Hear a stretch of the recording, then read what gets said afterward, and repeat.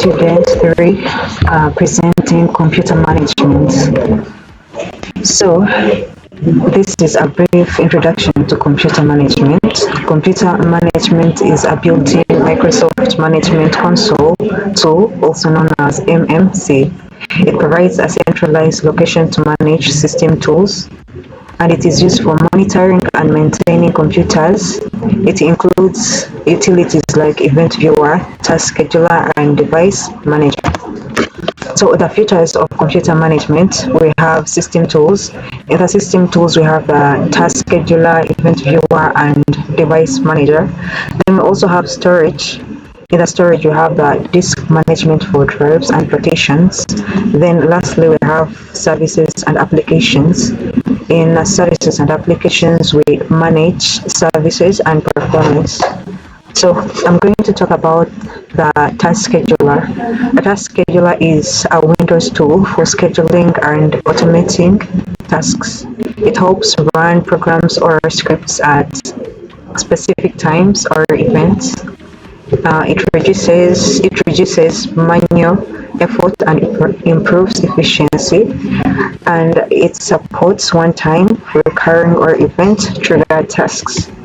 So we have the common uses of Task Scheduler, which includes running system scans and updates, backing up important data, launching applications at startup, sending notifications or alerts, and lastly, performing automated maintenance tasks. Thank you. Hi guys, my name is Amanelio, and I'm going to be taking you through two items which are under computer management, and these are share folders and local users and groups. Yeah. So beginning with share folders. This is in computer management, which lets you manage folders that are shared over the network, and it is usually subcategorized into three, which are share sections and in open files. Shares, these show all folders currently shared on the computer.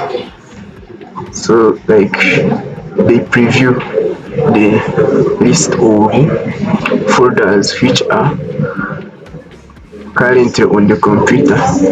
You can create a new shared folder, set permission, and manage existing files. An example, you have sharing sim projects, so other users on the same network can access it. Under sections, these show which users are currently connected to your share folders. So this means that it is useful for monitoring who is accessing your computer in real time. The third one is open files. This displays a list of files currently opened by remote users.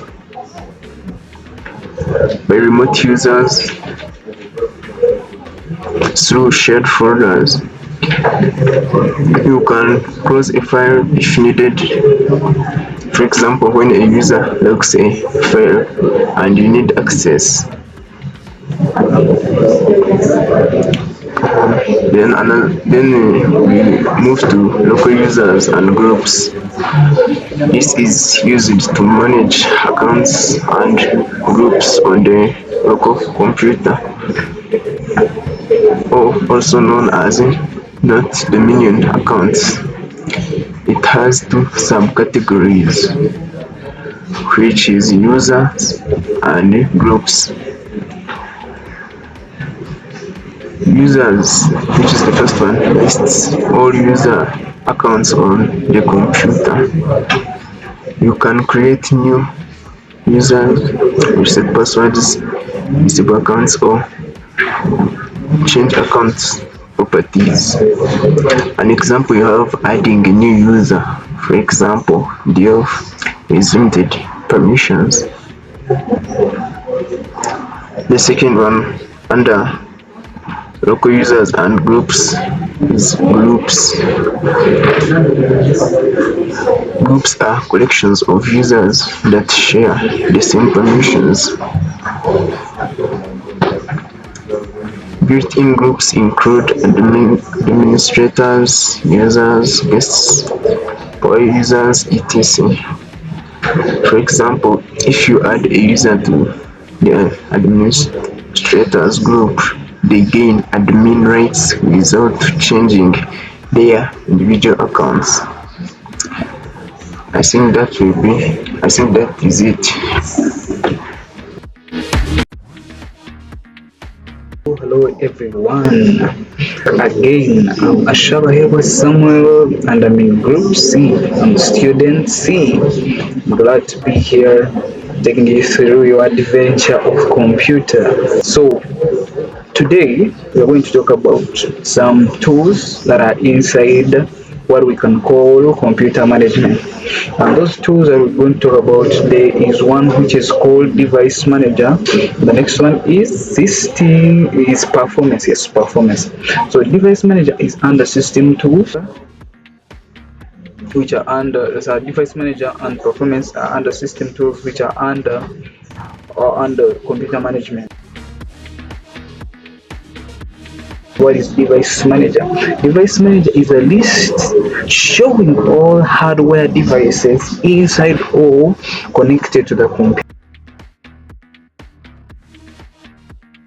Uses of the device manager. So number one use of the device manager is it identifies the problem a hardware has and explains it. And in brief, we call that hardware troubleshooting. So what do I mean here? For example, when you go to your hardware device, you will see a circle with an X. So that is showing that that hardware device has a problem, and when you go into it, it will explain the problem. So that is number one, what a device manager can do. But two, some of the uses of the device manager, it does drive management. You know, hardware devices, most of them have drives. So the device manager helps you to manage these drives. For example, you can view these drives using the device manager. You can update these drives using the device manager. You can uninstall these drives using the you are trying to do the practical. Number three, it can enable and disable devices. It helps even to view device properties. What do I mean by viewing device properties? When you go there and you right click on that hardware and you see its devices, it will show you some of the properties like the date of installation, the design, the company that designed it, and all those things. Then the device manager helps you in status monitoring, but it's not like this. So now let's talk about performance. So what is performance? Performance is how efficiently a computer system operates in terms of processing tasks, managing resources, and responding to user inputs. Under performance, we have two other items. We have data collector sets and reports. What are these? These are tools for collecting and analyzing the performance of data. Analyze the performance of your computer. So data collector sets, these are groups of performance counters, event logs, or other data collection points that gather data based on a defined schedule or criteria. You can create custom data collector sets to monitor specific aspects of system performance. Then we have reports. After collecting data, using data collector sets, you can generate reports to analyze the collected data. My name is Kimba Lazigana and I'm going to talk about storage and usage in computer management. In computer management, storage is one of the main categories used to manage how disks, drives, and data are organized on a computer. When we expand a storage node, we usually find these key tools. One is disk management. This allows you to view and manage all storage devices connected to the computer. This creates, deletes, or formats partitions. It assigns or changes drive letters. It shrinks or extends partitions. It converts between basic and dynamic disks. It also sets partitions as active. The second one is removable storage. This is used to manage removable media like tapes or optical discs in enterprise settings. It helps to track which media is inserted, manage libraries, and automate backups. The third one is services for storage. This allows configuration of storage-related services like virtual disk service. It also helps in managing disk arrays, virtual arrays, and SAN.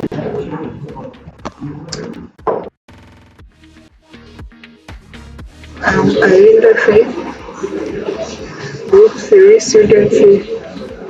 I'm going to talk about services and applications. Services, this is a type of computer program that runs in the background and provides functionality to the operating system. Its functions are manages essential tasks, for example, networking and printing updates.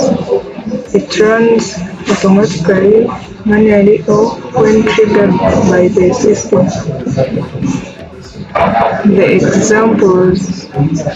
The example includes Windows Update Service, which automatically installs the updates. Windows Management Instrumentation Control. This is a tool that manages the Windows Management Instrumentation Service, which provides a way of accessing information in an operating system. The functions are allows administrators to set security permissions for Windows Management Instrumentation, helps in troubleshooting and system diagnostics. The example is setting permissions for remote management of computers. Now to applications. These are programs designed for end users to perform specific tasks.